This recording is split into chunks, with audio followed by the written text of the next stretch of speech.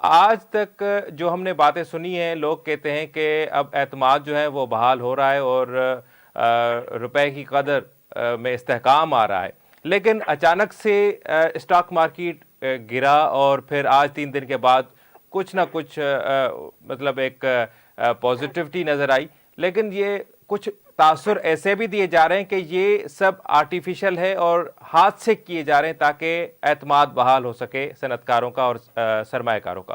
آپ کیسے دیکھتے ہیں ساری صورتحال کو؟ بہت شکریہ آپ کا۔ تھینک لیکن پہلی چیز تو یہ ہے کہ جو اعداد و شمار ہیں اسٹیٹ بینک آف پاکستان کے اور منسٹری آف فائنانس کے، وہ اس بات کو ظاہر کرتے ہیں کہ معیشت کی حالت اچھی نہیں ہے۔ اور جہاں تک اعتماد کی بات ہے تو فورن ڈائریکٹ انویسٹمنٹ جو 5 مہینے گزرے ہیں جولائی سے نومبر تک، اس میں اس کا اضافہ نہیں ہوا، لیکن مہنگائی یقیناً بڑی ہے، اس میں کوئی شبے کی بات نہیں ہے۔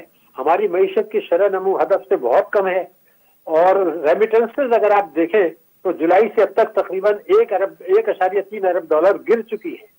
اسی طرح سے اسٹیٹ بینک کے ریزروز بھی گر رہے ہیں، گردشی قرضے کم نہیں ہو رہے۔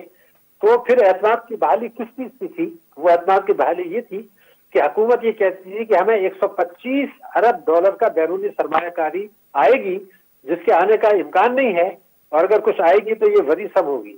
یعنی ایک حکومت نے خود ایک سینٹیمنٹ کریٹ کیا مارکیٹ کے اندر کہ جی پاکستان بہتری کی طرف جا رہا ہے، جو کہ صحیح نہیں تھا۔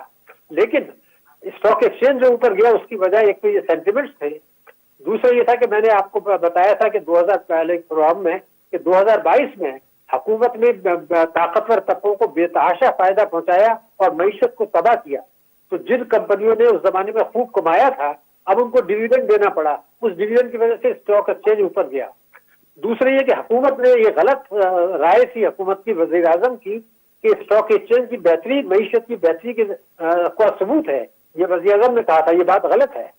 اسی لیے جو اوپر گیا تھا اس کی کوئی توجہ نہیں تھی، اور ہم نے دیکھا کہ حکومت نے اس سے جو ادارے ہیں، مالیاتی ادارے، ان پر دباؤ ڈالا کہ وہ پرچیزنگ کریں، تو ڈیمانڈ بڑھ گئی۔